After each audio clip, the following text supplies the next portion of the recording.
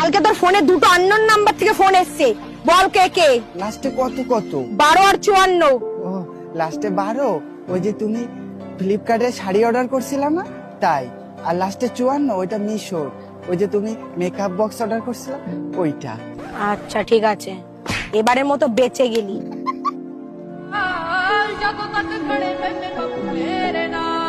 Madam আমি আপনার অনলাইনে পেমেন্ট কইরা দিই। হে প্রভু জগন্নাথ প্রেমানন্দে ये क्या हुआ? সরি ম্যাডাম, ও বলতে চাইছে আর কি আপনার অনলাইনে পেমেন্ট করে দিব।